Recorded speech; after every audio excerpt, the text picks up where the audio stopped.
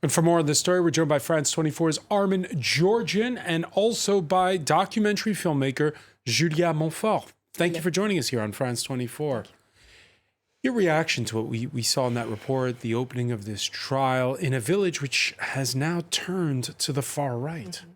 Riace was a model of integration since 2004. Everything was okay there, and it was at the beginning of this story. Riace was a ghost city, with no school, nobody there, no jobs. Houses were empty. It was an exodus, rural exodus. So this mayor from Riace saw those people like a chance for the village. See. A chance for the village. What do you think of the charges against him? I think they were trying to find a way to put him down. By any way, they wanted him to be away, and they almost succeed. So last month, Riace, after he's been deposed as mayor, turns to the far right and turns to the League, which used to be called the Northern League, and yet they got elected in that village. How do you explain it? You're right. I'm quite surprised because most of the time when people get a chance to meet refugees, they change their idea, their mind about those people. Because most of the time those people are like quite strangers and there are some fears. And then when you get to meet those people, most of the time, people don't make the choice to vote for the far right, for the extremes. So I'm quite surprised.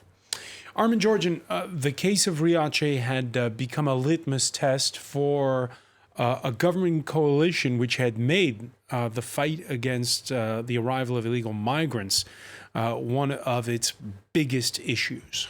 Yeah, and obviously the whole the whole thrust of the League's policy against illegal migration and so on, it's a major reason why the League got more than 33% in the European election.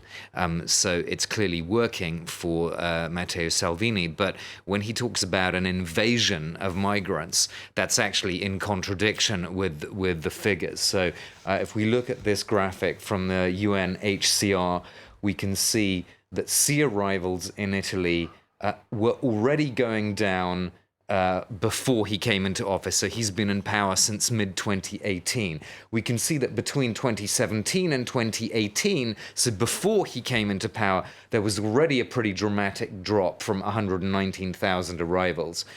So it's actually, there's been a downward trend since 2016. The 2016 was that high point of 181,000 arrivals and that awful figure of 4,500 dead and missing, according to the UN. So why has this actually been going down even before he came into power? Well, a lot of people attribute this to a very controversial deal that was done by the former Italian government, which was a deal with with Libya's Coast Guard and tribal militias. And as a result of that deal, a lot of would-be migrants are now being held in detention centers on the Libyan coast. So they're not making the crossing, and that's why that this flow has actually been reduced. That deal was done by the former Interior Minister Marco Minniti, and it was controversial, as I said. But he actually, since he left office, he came out with a quote which is quite telling.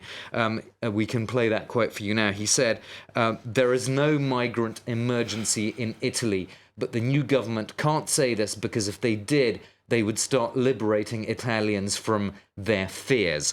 Just one other very quick fact from a prominent Italian economist, Tito Bueri, who used to head the pensions agency. He says that Italians believe that migrants represent 26% of the population. The real figure is actually about 9%. So there's, again, we come back to this gap between perceptions and reality, which is very important in the League's electoral success. Your thoughts, Julia Montfort, on this gap between, as Armen puts it, perception and reality in Italy? Fear is a great tool in politics, and that's what they do, and they succeed. People don't know who those people are. They have in mind those images of boats in the sea, it's an invasion. They are coming, but they don't know anything about them. So it's working. And then there is this link between immigration and insecurity, which is working a lot also. And to be fair to Matteo Salvini and to Italy's government, it's not just Italy. The French send back migrants at the border on the Riviera, and the whole of Europe has taken part now in this deal with Libya. Absolutely. In France, I've been lately shooting for my report in Calais, north of France, and there is a hunt. I saw that. Every day police come and they cut tents and they take the tents and they broke the telephones from the refugees. I saw that. I've been a witness. And they also try to put pressure on the people, on the citizen helping those refugees. So it's happening in the southeast, but it's happening in the north. And then I know you've heard about the 6 boats France was about to send to the Libyan to help them control the coast of Libya. What I think about this is that those people, they are escaping from hell in their countries and then second hell in Libya, and still they are desperate to try to survive.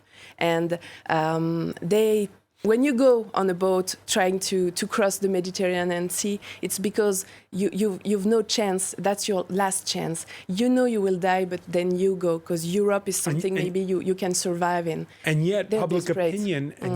opinion backs those policemen who confiscate tents and take away phones. They're doing this because it's popular. It's popular to say that if we treat those refugees right, some more will come. That's the thing. It's not true. It's not true.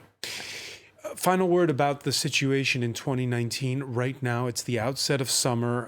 The Riace is on the Italian mainland. Yes. Last week, you went to Lampedusa, the island that's between Italy and Tunisia. It's 600 kilometers south from Riace, so it's not far. That's a small rock, I would say, Lampedusa, and it's the first door of Europe. So that's where the refugee arrive in Europe. I've been flying with an NGO, Pilote Volontaire. Those people, they're French citizens. They don't get any money from doing that. Someday they bought a flight and they say, okay, let's go fly on the Mediterranean Sea, try to find some boats. And what I saw really was shocking.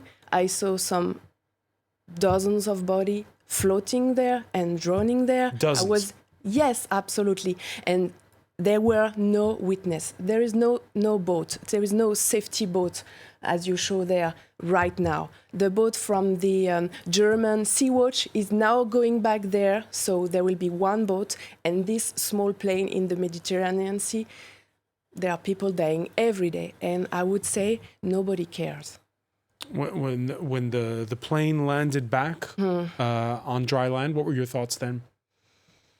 I was really shocked because it was quite of a nightmare, and my concern was for this pilot because he's flying every day. He's trying to do something, and they're the only one to do that. And then I was shocked that it's just one French citizen who is trying to help, and there.